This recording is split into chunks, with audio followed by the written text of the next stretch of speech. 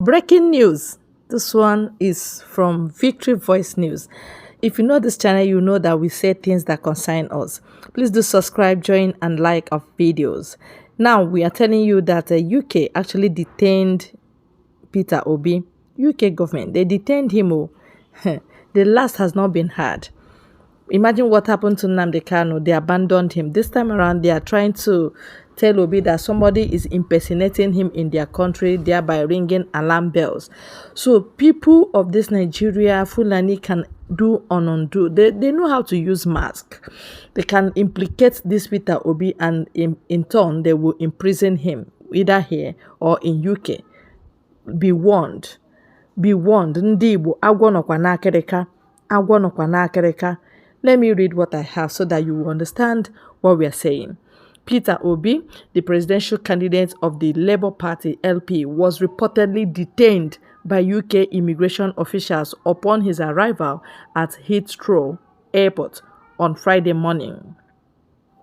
According to Professor Chinyere Okuna, a confidant of Obi and Deputy Vice Chancellor of Paul University, Oka, the politician was interrogated for several hours and handed a detention note, causing concern among well-meaning Nigerians. You see, Okuna, who worked with Obi as a commissioner for information, commissioner for economic planning, and coordinating commissioner for development partners, reviewed the information in a public statement on Wednesday. You see, that's today.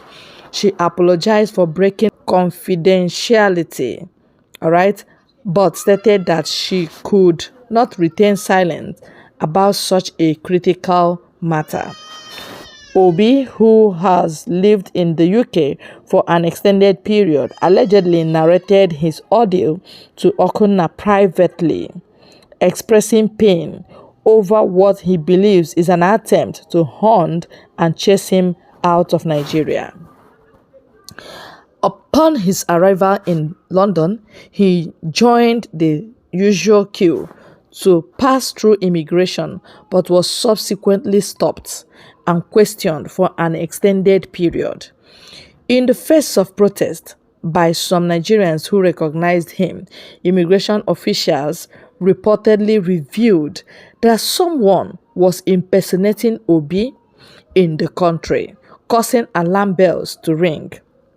Okuna noted that this development is dangerous as it could implicate Obi in dubious and criminal activities. She also mentioned that Obi has been under severe emotional torture, including phone bugging and constant surveillance, among other things. You see, that is what we are saying. Criminality is the code of conduct of Nigeria, especially the Fulanis. They know, they go extra mile. They go extra mile to rob anybody in. They sign a lot of things. Just take the case of Nnamdi Kanu, for instance. When Nnamdi Kanu was broadcasting in the UK, they did everything from Nigeria here to get him down. They even placed bounty on him, 100 million, I guess. Yeah, they placed bounty on him. And with that, people started looking for a way to get that money.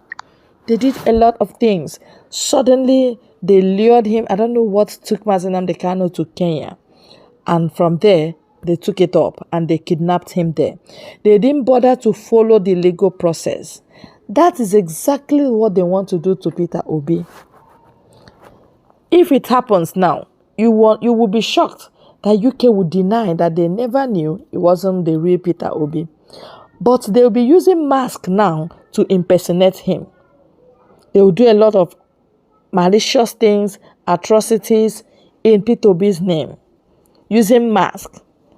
And yet, UK detained somebody that was just coming into their country.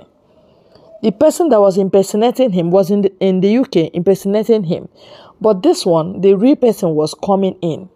Yet they detained the real person and they did not arrest the person impersonating him in the UK. So these things are very clear. Very, very clear. And you know there is danger for this man that has exposed himself in this Nigerian government. They say Igbos can never be president. Can't you hear?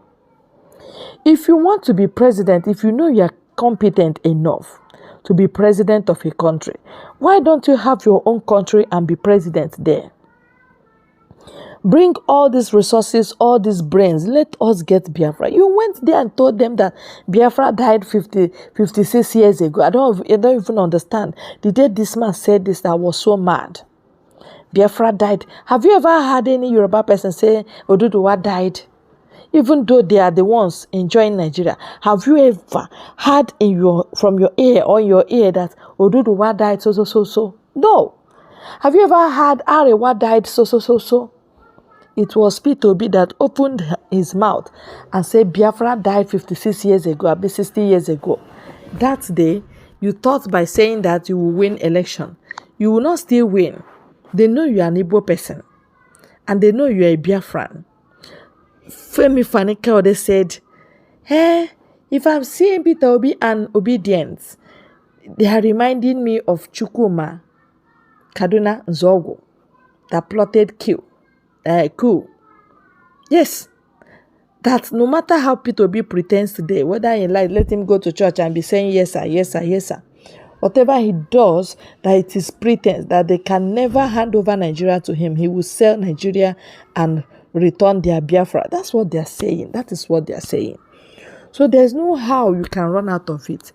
If you know you're a leader in Igbo land and you are competent enough to be a leader, and you say your brain is very hot to be a leader, that you have IQ, you have everything it takes to be a leader, why don't you fight for Biafra or Igbo nation at least, so that you'll be able to gather our people and we'll build our nation from there? With that, you will have prestige. With that, you will lead. So many leaders will come up. You understand? Ideas will come up and suddenly you will see Igbo land will change. That is the best option. Whether you like, trash it. If you don't like, keep listening to this. Nigeria does not want the Igbos to thrive. But they don't want to release Igbos because Igbos are important. So these two things, that is what they want to have. But they will lose one and have one. Is either you allow the Igbos to thrive in Nigeria, give this mandate to P2B as he won it, or you allow the Igbos to go. I think I will have to rest my case on this news concerning this matter. You see how dangerous his life is now, both in the UK and in Nigeria. They have told him to travel and not come back. He should go on exile. Yet Igbos are keeping quiet. It is not about P2B, it is about the Igbos. It is about the Igbos. The way they hate Igbos, that is what is being transferred to Peter Obi, because he has not committed anything against Nigerian government before. So now you can hear it from the horse's mouth. The papers do not lie. This paper will remain here forever, and that is how it is, my dear people.